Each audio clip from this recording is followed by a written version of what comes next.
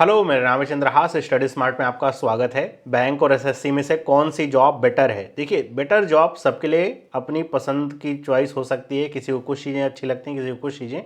आज की इस वीडियो में हम बैंक और एसएससी इन दोनों जॉब्स को 4 मेन पॉइंट्स में डिस्कस करेंगे। कौन कौन से पॉइंट हैं?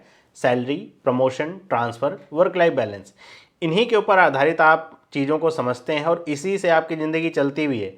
वरना आप सेलेक्ट हो जाते हैं, लेकिन वो जॉब आपके अकॉर्डिंग अगर नहीं है तो आप वहाँ से रिज़ाइन कर देते हैं या फिर कुछ और जॉब करने की सोचने लगते हैं। तो सबसे पहले डिस्कस करते हैं सैलरी की। तो बैंक एम्प्लॉई और एसएससी के एम्प्लॉई में जो बेसिक जो शुरुआत में अगर सैलरी को देखें तो डिफरेंस होता है। कई पोस्टें आपकी एसएससी की ऐसी रहती हैं जहाँ पे सैलरी बैंक की जो आपकी पीओ वगैरह की पोस्टें उससे ज़्यादा होती हैं। लेकिन अगर हम लॉन्ग रन में इसको देखेंगे तो अगर एक बच्चा पीओ से वो भर्ती हुआ है, बैंक में गया है, और अगर एक कोई एसएससी का बच्चा है जो मान लीजिए इनकम टैक्स इंस्पेक्टर बना है, तो पीओ वाला बच्चा आगे चल करके वो एमडी की पोजीशन तक भी पहुंच सकता है। तो इस अनुसार अगर देखेंगे तो सैलरी उसको ज़्यादा मिलेगी। वहीं पे यहाँ पे जो होगा ये सैलरी उतनी तेज़ी से आगे नहीं बढ़ेगी। हम यहाँ पे नंबर 1 की कमाई की बात कर रहे हैं। वहीं पे अगर हम दूसरी बात करें इसी से जो रिलेटेड हुआ है प्रमोशन का, जैसे मैंने कहा कि पीओ वाला बच्चा बैंक का होगा वो एमडी तक जाता है।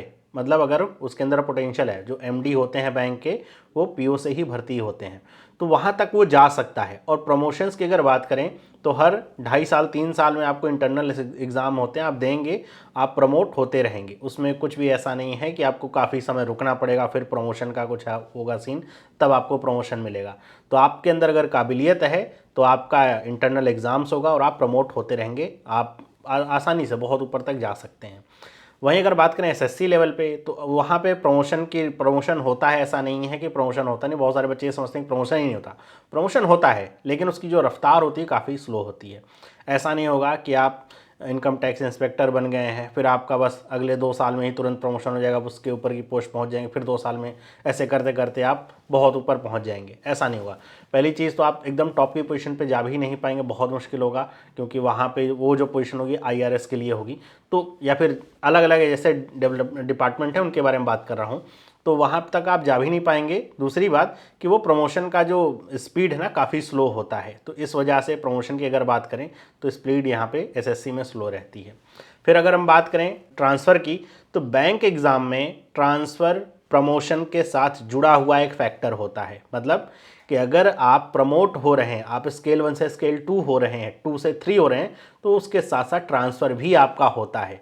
तो यहाँ पे ये फैक्टर है कि ये नहीं है कि आप अब शुरुआत में आपको मान लीजिए आप यूपी से के रहने वाले हैं और आपको यूपी का आपके आसपास के शहर का कोई पोस्टिंग मिला हुआ है तो आप दिन ज़िंदगी भर घूम करके ही रहेंगे। मैं पीओ की बात करूँ, क्लर्क में तो आप एक स्टेट तक लिमिटेड है, लेकिन पीओ अगर भर्ती हुए तो आपको पूरा भारत घुमाया जा सकता है। लेकिन अगर आप आईबीपीएस आरआरबी के थ्रू अगर भर्ती हुए हैं तो आप एक स्टेट तक लिमिटेड रहेंगे, लेकिन उसमें भी आपको ट्रांसफ़र देखने को मिलेगा। आप ट्रांसफ़र होते रहेंगे, प्रमोशन जैसे होगा आप ट्रांसफ़र आपका होता रहेगा। तो एक जगह टिक करके नहीं रह पाएंगे। अगर आप एसबीआई आईबीपीएस के साथ जा रहे हैं तो आपको पूरा इंडिया भ्रमण करना पड़ेगा अपनी, और पूरी नौकरी के दौरान हर एक जगह कहीं भी पोस्टिंग आपको दी जा सकती है।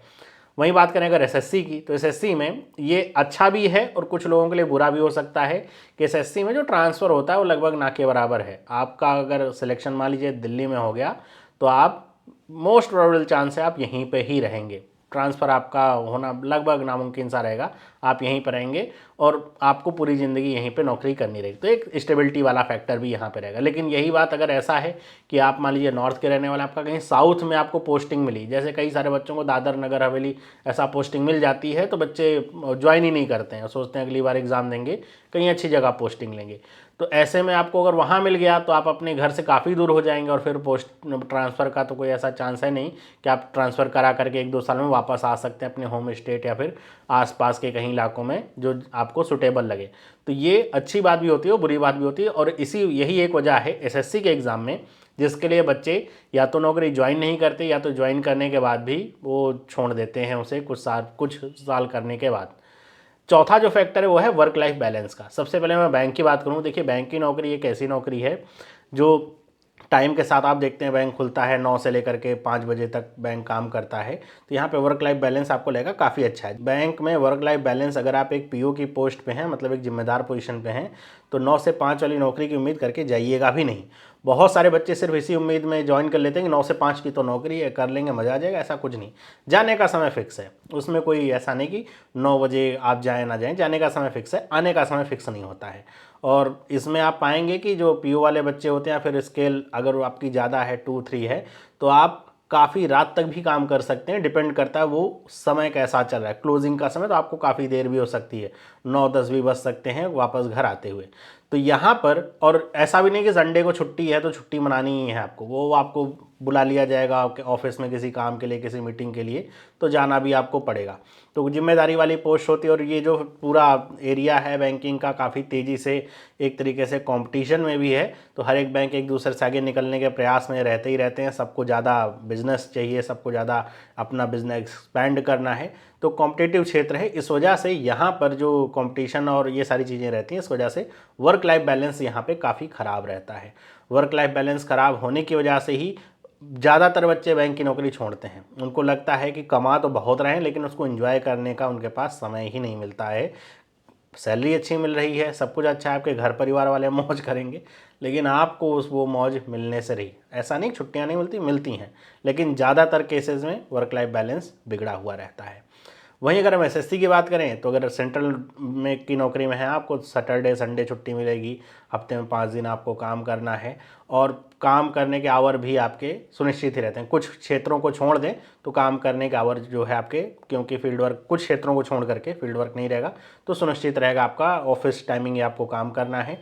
और उसी के अनुसार आपकी जो वर्क लाइफ बैलेंस है, काफ़ी आपको मतलब अपने परिवार के साथ भी समय बिताने का मौका मिलता है, और इसके साथ आप अपना काम भी कर पाते हैं। तो वहाँ पे इतना ज़्यादा हेक्टिक आपको नहीं फील होता। आपको किसी से आगे निकलना है, किसी से बिजनेस आपको छीनना है और एक्सपेंशन करना है, कुछ ऐसा नहीं है।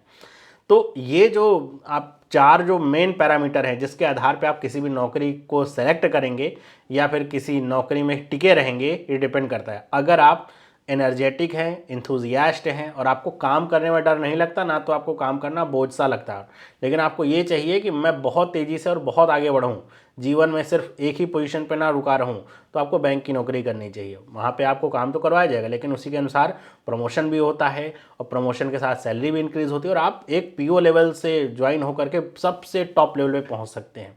लेकिन अगर आपकी प्रेफरेंस है कि हमको तनख्वाह भी अच्छी मिले और ठीक ठाक जगह पे अगर पोस्टिंग मिल जाए, आपके होम स्टेट के आसपास कहीं, या होम स्टेट में अगर ऐसी पोस्टिंग मिल जाए, और आपको ये है कि मुझे बहुत ऐसा नहीं है कि मैं एक पोजीशन से और मैं बहुत टॉप तक जाना है, ऐसी लालसा मन में नहीं है, वर्क लाइफ बैलेंस एक परिवार के साथ समय बिताऊं, जो तनख्वाह मिल रही, जो पैसा कमा रहा हूं उसको एंजॉय कर सकूं, तो आपको एसएससी की नौकरी की तरफ जाना चाहिए।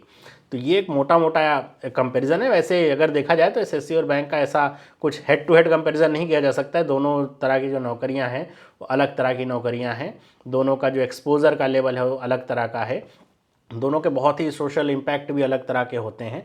लेकिन अगर कोई बच्चा है जो जाना चाह रहा है, तो उसको पहले से सोच करके जाना है। बाकी आपका क्या विचार है, मुझे कमेंट करके ज़रूर बताइएगा आपके विचार में। दोनों में से कौन सी नौकरी आपको ज़्यादा अच्छी लगती है, और कौन सी नौकरी की तैयारी आप करना चाहेंगे।